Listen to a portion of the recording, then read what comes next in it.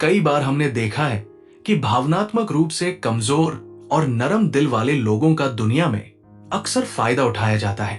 वे अपनी करुणा और संवेदनशीलता के चलते दूसरों की सहायता करते हैं, लेकिन बदले में उन्हें धोखा ही मिलता है। ऐसे में सवाल उठता है कि क्या एक इंसान को भावनात्मक होना बंद कर देना चाहिए?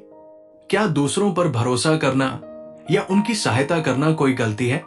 संवेदनशील और करुणावान व्यक्ति दिल का अच्छा होता है, दूसरों से प्रेम करता है, लेकिन क्या यह प्रेम और करुणा गलत है? प्रेम, जो कि आध्यात्मिक साधना का एक अहम कदम है, क्या उसे भी छोड़ देना चाहिए?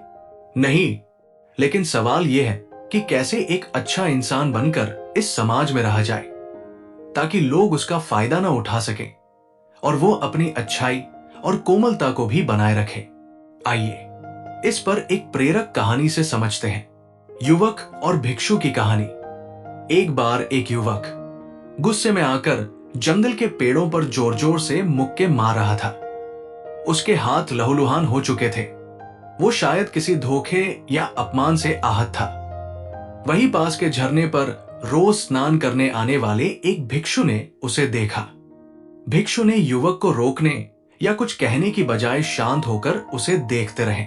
कुछ देर तक नजरअंदाज करने के बाद युवक परेशान होकर बोला, आप मुझे ऐसे क्यों देख रहे हैं?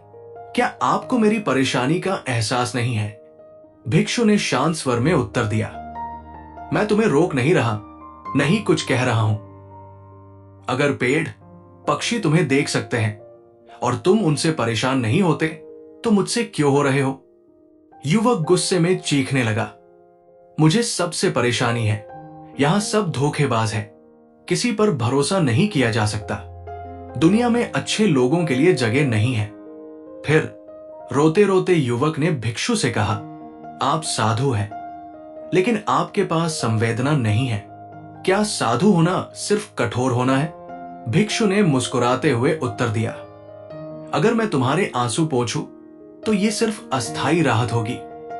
असली समाधान यह है कि मैं तुम्हें वो ज्ञान दूं जिससे भविष्य में कोई तुम्हें धोखा न दे सके। चलो पास के झरने पर चलते हैं। शीतल जल तुम्हारे मन को शांति देगा। जीवन के सबक। झरने की ओर बढ़ते हुए भिक्षु ने युवक को कुछ महत्वपूर्ण बातें बताई। नंबर 1, अपनी भावनात्मक कमजोरी छुपाएं। संवेदनशील होना गलत नहीं है, लेकिन इसे सबके सामने प्रकट न करें। दुनिया में ऐसे लोग भी हैं जो आपकी भावनाओं का फायदा उठाते हैं। अपने ऊपर कठोरता का आवरण रखें ताकि धोखेबाज लोग आप तक पहुंच ही न पाए। नंबर 2, जल्दी भरोसा न करें।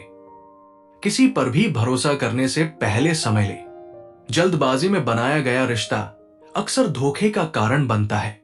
किसी की अच्छाई बुराई को समझने में समय लगता है। नंबर 3, चापलूसों से सावधान रहें।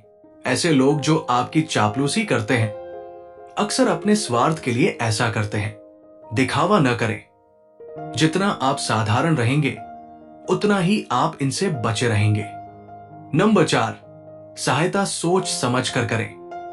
अगर किसी की मदद कर रहे हैं तो यह जरूर सोचें कि वो व्यक्ति आपको लौटाने में सक्षम है या नहीं।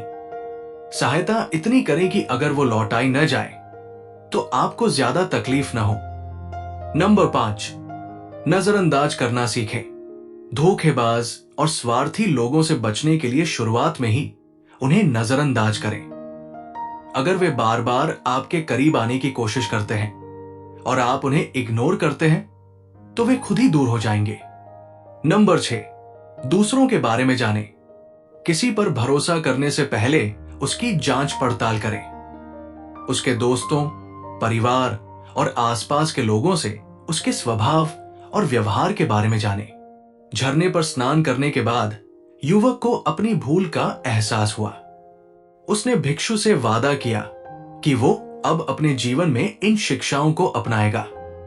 भिक्षु ने कहा, जीवन में सतर्क और जागरूक रहना सबसे बड़ा हथियार है। ध्यान करो, अपने मन को शांत रखो और दुनिया को समझने की कोशिश करो। इससे तुम कभी भी धोखा नहीं खाओगे। यह कहानी हमें सिखाती है कि करुणा और संवेदनशीलता हमारी ताकत हो सकती है। बशर्ते हम अपने दिमाग और मन को संतुलित रखें। समाज में अच्छे इंसान बनकर रहना मुश्किल नहीं है, बस सही दृष्टिकोण अपनाना जरूरी है। आपको ये कहानी कैसी लगी? अपने विचार हमें कमेंट में जरूर बताएं। नमो बुद्धाय।